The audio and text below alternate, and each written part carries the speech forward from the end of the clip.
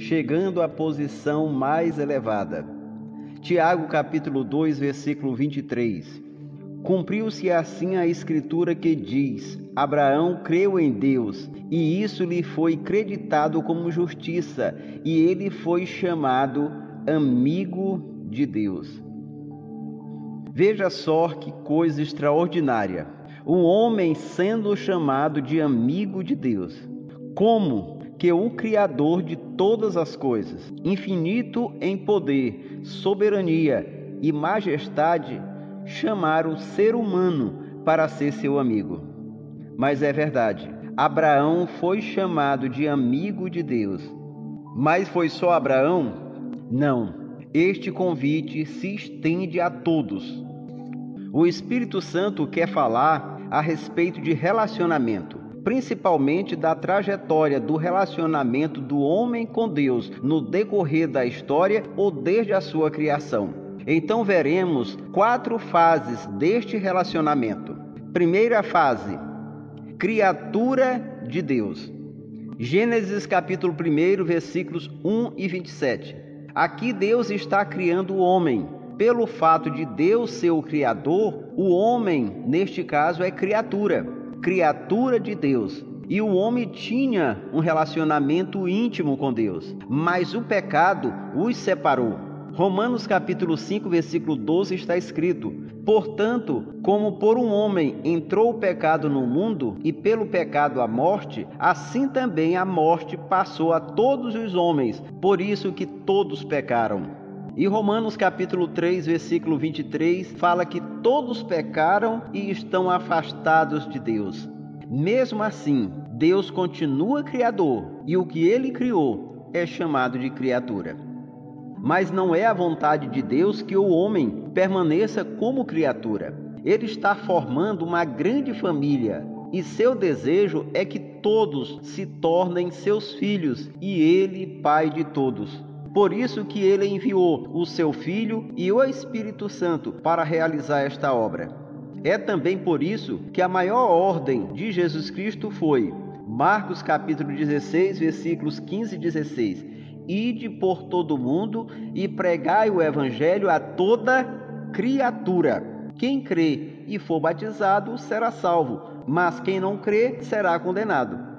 Mas com que propósito? O homem voltar à presença de Deus novamente, se livrar da condenação e se tornar seu filho. Por isso que a segunda fase deste relacionamento é filho de Deus. Conforme Efésios capítulo 1, versículos 13 e 14, quando a pessoa ou criatura ouve a palavra, crê e recebe a Cristo como Salvador, a partir deste momento ela é marcada, selada com o Espírito Santo e se torna filha de Deus e passa a ser guiada pelo Espírito Santo. João capítulo 1, versículo 12 está escrito: Mas a todos quanto o receberam, deu-lhes o poder de serem feitos filhos de Deus, aos que creem no seu nome. E tudo isso é testificado pelo próprio Espírito Santo em nosso espírito. Romanos capítulo 8, dos versículos 14 a 17 está escrito: Porque todos os que são guiados pelo Espírito de Deus, esses são filhos de Deus, porque não recebestes o espírito de escravidão, para outra vez estardes em temor, mas recebestes o espírito de adoção de filhos, pelo qual clamamos: Abba, Pai. O mesmo Espírito testifica com o nosso espírito que somos filhos de Deus. E se nós somos filhos, somos logo herdeiros também, herdeiros de Deus e co-herdeiros de Cristo. E a bênção aqui é completa. Agora filhos com direito à herança. Mas Deus não quer filhos ociosos ou preguiçosos. O filho precisa trabalhar no reino do Pai. Daí vem a terceira fase. O filho agora se torna servo de Deus.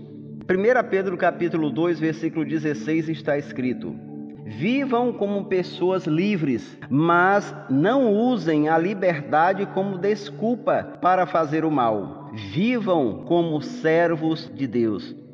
O interessante é que o homem se torna servo no reino de Deus, mas sabem quais são as suas funções e como ele é chamado? Em 2 Coríntios capítulo 5, versículo 20, embaixador de Cristo, mensageiro de Deus.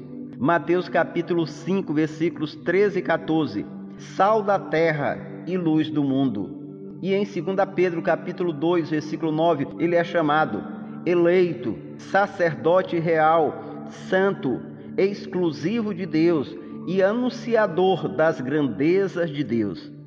Não foi por acaso que Billy Graham, um dos maiores evangelistas da história, consciente da sua função, uma vez foi convidado para ser candidato a presidente dos Estados Unidos. E sua resposta foi a seguinte: eu não posso descer tanto, eu não posso me rebaixar, porque eu já sou representante ou embaixador do reino de Deus aqui na terra. É bom lembrar que o servo é obediente ao seu Senhor. Caso contrário, não seria servo. Então, quando ele se torna um servo obediente, aí acontece a quarta fase deste relacionamento.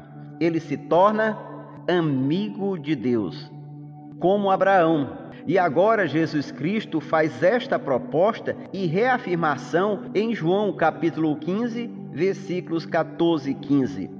Quando diz: vocês serão meus amigos se fizerem o que eu lhes ordeno. Já não os chamo servos, porque o servo não sabe o que o seu senhor faz. Em vez disso, eu os tenho chamado amigos, porque tudo o que ouvi do meu Pai lhes tornei conhecido. A palavra de Jesus Cristo está sendo anunciada e o convite está sendo feito a todos. Abraão foi chamado e passou por todo este processo. Criatura de Deus, filho de Deus, servo de Deus, daí alcançou a posição mais elevada, amigo de Deus. Agora medite no seguinte: as pessoas sonham com um amigo perfeito, uma amiga perfeita. Logicamente, isso é impossível, porque o ser humano é imperfeito. Por mais amigo que seja, ele vai faltar ou falhar em algum momento. Mas com Deus é diferente. Ele é perfeito. Então é o único que tem condições de ser um amigo perfeito. E ele está se oferecendo para isso. É incrível, mas é verdade. Pensem no seguinte: se um rei, um bom presidente, um bom governador, um bom senador, um grande empresário, se aparecesse e quisesse ser amigo íntimo de alguém, duvido que esta pessoa, na sua sã consciência, iria rejeitar. Já pensou ser amigo de uma pessoa importante e de muita influência e poder? Já pensou o que se poderia ganhar e ser beneficiado com esta amizade? Eu pergunto: estas pessoas são mais importantes e mais poderosas do que Deus? Com certeza não. Então, por que as pessoas desprezam a amizade de Deus? Veja só o privilégio, a honra da criatura se tornar filho, de filho se tornar servo e de servo se tornar amigo de Deus. Mas o mais triste é ver pessoas preferindo ser amigas do mundo ou do inimigo do que serem amigas de Deus. E aí Deus ele pega pesado com estas pessoas. Tiago capítulo 4, versículo 4, ele diz: adúlteros e adúlteras, não sabeis vós que a amizade do mundo é inimizade contra Deus? Portanto, qualquer que quiser ser amigo do mundo, constitui-se inimigo de Deus. 2 Timóteo capítulo 3, versículo 4. Traidores, obstinados, orgulhosos, mais amigos dos deleites do que amigos de Deus. Mesmo diante desta situação, veja o grande amor e misericórdia de Deus em João capítulo 3, versículo 17, quando ele diz: porque Deus enviou o seu Filho ao mundo, não para que condenasse o mundo, mas para que o mundo fosse salvo por ele. O mundo aqui nesse versículo está se tratando das pessoas que estão no mundo. E Deus, Ele quer salvar cada uma delas e quer ter um relacionamento especial com elas. Então você que quer ser salvo por Ele e se tornar amigo de Deus, quero orar por sua vida. Meu Deus e meu Pai, quero orar por todos que receberam esta palavra e querem sair da condição de criatura para filho. Por isso, estão recebendo Jesus Cristo como Senhor e Salvador de suas vidas. E para as pessoas que já são filhos, filhas, pela tua graça e decisão de cada uma delas, que se tornem servos, servas e depois amigos, amigas de Deus.